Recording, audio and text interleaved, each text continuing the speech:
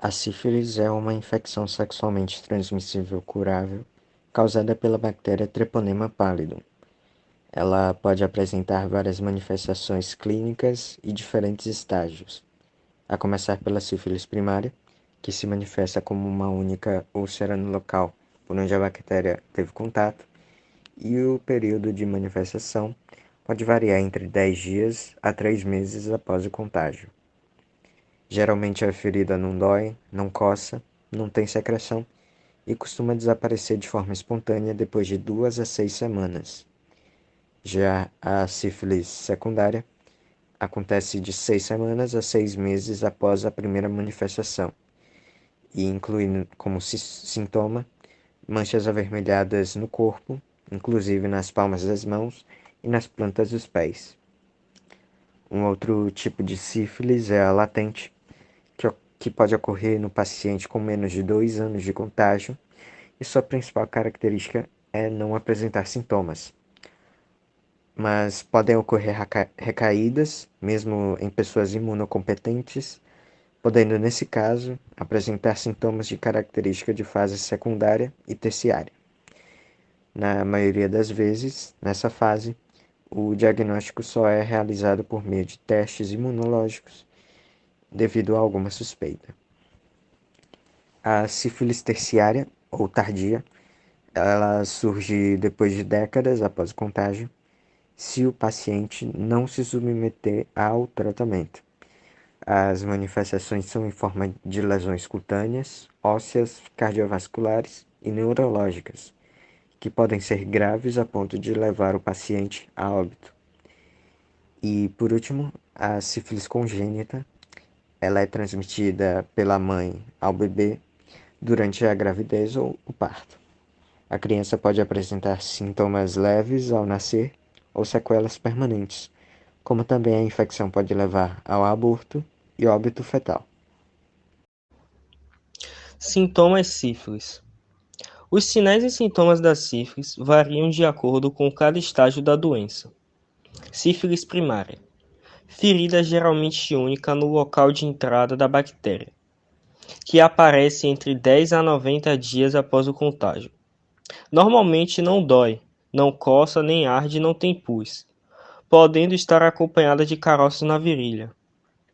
Sífilis secundária. Os sinais e sintomas aparecem entre 6 semanas e 6 meses, do aparecimento e cicatrização da ferida inicial. Pode ocorrer manchas no corpo que geralmente não coçam, incluindo palmas das mãos e plantas dos pés. Pode ocorrer febre, mal-estar, dor de cabeça e ínguas pelo corpo. Dor nos ossos, distúrbios visuais, perda auditiva, problemas de equilíbrio e cefaleia. Febre, perda de apetite, mal-estar, anorexia, náuseas e fadigas são comuns. Sífilis latente, fase assintomática. Não parecem sinais ou sintomas. É dividida em sífilis latente recente e sífilis latente tardia. A duração é variável, podendo ser interrompida pelo surgimento de sinais e sintomas da forma secundária ou terciária. Sífilis terciária. Pode surgir de 2 a 40 anos depois do início da infecção.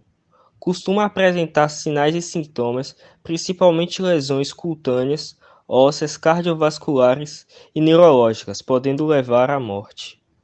Modos de transmissão da sífilis. A principal forma de transmissão da sífilis é por meio do contato sexual desprotegido com uma pessoa contaminada, mas também pode acontecer por meio do contato com sangue ou mucosa de pessoas infectadas pela bactéria Treponema pallidum, que é o micro-organismo responsável pela doença. As principais formas de transmissão da sífilis incluem relações sexuais sem preservativo com uma pessoa que possui alguma ferida na pele causada pela bactéria responsável pela sífilis, contato direto com o sangue de pessoas com sífilis, compartilhamento de agulhas no caso do uso de drogas injetáveis, por exemplo, em que a bactéria presente no sangue de uma pessoa pode passar para outra, da mãe para o filho através da placenta ou da ferida. O tratamento para sífilis normalmente é feito com injeções de penicilina benzatina, que devem ser indicadas pelo clínico geral, infectologista ou ginecologista obstetra, no caso das gestantes diagnosticadas com sífilis. O tempo de tratamento, assim como o número de injeções, podem variar de acordo com a fase de evolução da doença e os sintomas apresentados. Quando a ferida que não sangra e não dói ainda se encontra presente, basta tomar uma dose de penicilina para curar a sífilis. Mas, quando se trata de sífilis secundária ou terciária, podem ser necessárias até 3 doses. As injeções são aplicadas na região do glúteo uma vez por semana, conforme a orientação médica. No entanto, quando se trata de sífilis terciária ou neurosífilis, é necessário o internamento hospitalar, porque é uma doença mais avançada e que tem outras complicações envolvidas. Medidas de prevenção da sífilis. O uso correto e regular da camisinha feminina ou masculina é a medida mais importante de prevenção da sífilis, por se tratar de uma infecção sexualmente transmissível. O acompanhamento das gestantes e parceiras sexuais durante o pré-natal de qualidade contribui para o controle da sífilis congênita. Importante destacar, cada vez que entrar em contato com um agente etiológico, a pessoa pode ter a doença. Vacina da sífilis. Não existe vacina para a sífilis. Respectivamente, não existindo cura, por isso é importante a prevenção pelo uso da camisinha masculina ou feminina. Mesmo sem cura, existe tratamento que é feito com injeções de penicilina benzatina. A vacina contra a sífilis, assim como a HIV, até então não foram produzidas, pois, dependendo do método usado, como de colocar o agente causador do sistema imunológico para gerar imunidade, há o risco de deixar a pessoa infectada ao invés de imune. De acordo com os dados do Boletim Epidemiológico de Sífilis do Ministério da Saúde, entre 2017 e 2018, o número de casos notificados de sífilis aumentou quase 30%, e nenhuma região do país registrou queda nos índices durante o período. A pneumonia é um tipo de infecção pulmonar devido à proliferação de micro-organismos infecciosos ao nível dos alvéolos, que são pequenos sacos de ar na região do pulmão. No paciente contaminado pela pneumonia, os alvéolos e os bronquíolos terminais acabam ficando inflamados e preenchidos com fluido, o que impede o correto funcionamento dos pulmões. A pneumonia ela é classificada em tipos, a começar pela bacteriana, causada por bactérias e que afeta principalmente as unidades de troca de gás, como os bronquíolos respiratórios e os alvéolos. A vírica, causada por vírus, comumente pelo vírus influenza, provoca fluido e inchaço nos pulmões, sendo que seu modo de transmissão mais comum é pelo ar.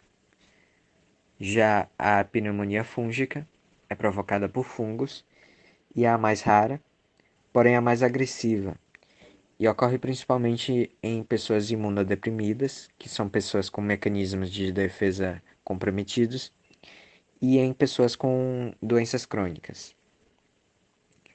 A pneumonia química, por sua vez, ocorre através da inalação de substâncias químicas, como agrotóxicos, a fumaça e os poluentes, e causa inflamação nas vias aéreas e nos alvéolos.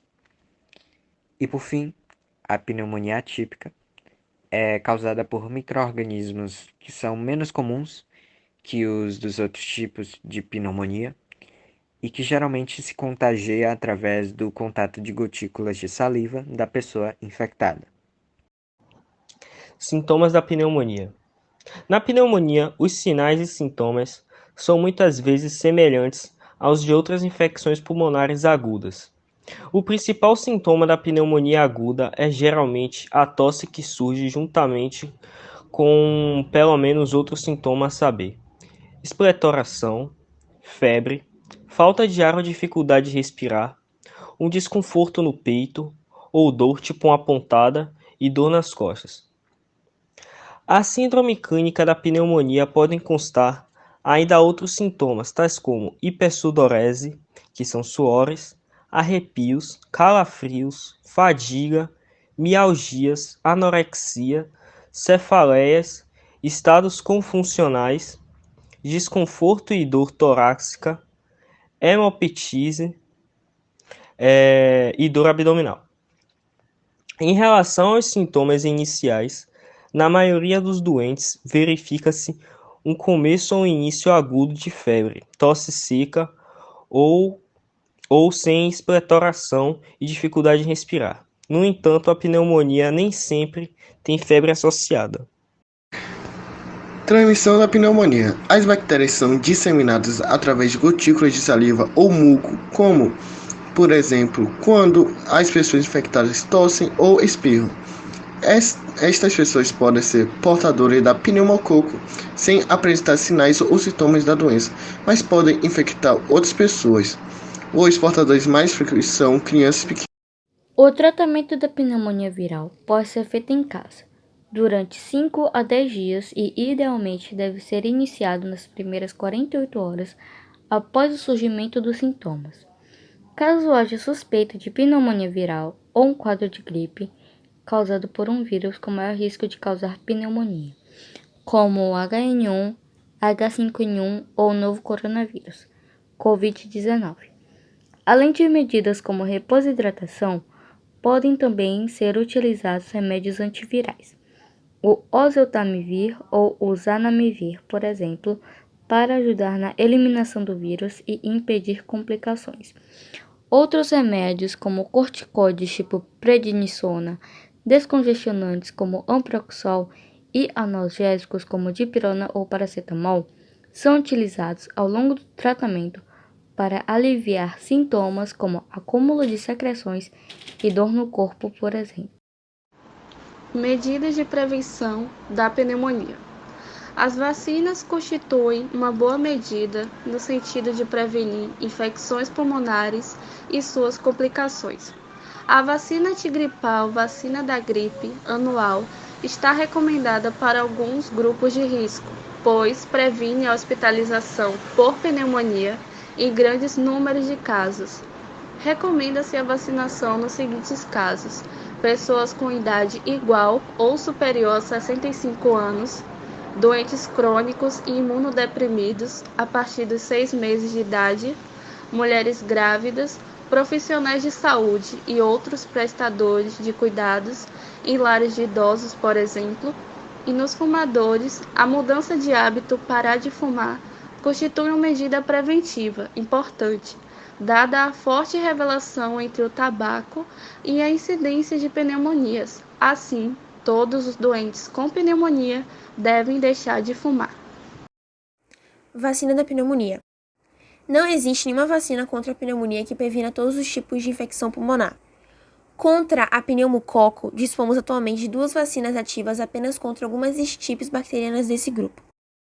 Em Portugal, a vacinação pneumocócica está recomendada em indivíduos que apresentam risco acrescido de doença invasiva pneumocócica, como, por exemplo, doença pulmonar crônica, enfisema, asma, bronquiectasias, fibrose quística, doença intersticial pulmonar, doença hepática crônica, insuficiência renal crônica, fístulas de líquido cefalolactidiano, implantes cocleares, diabetes mellitus, asplênia ou disfusão esplênica, imunodeficiência primária, infecção por HIV, receptor de transplante, doença neoplástica, imunossupressão, síndrome de Down e síndrome nefrótico.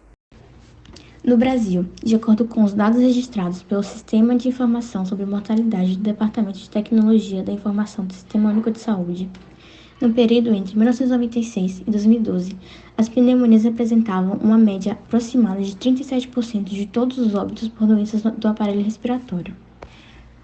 No ano de 1997, o coeficiente de mortalidade por pneumonia era de 18,8 óbitos por 100 mil habitantes.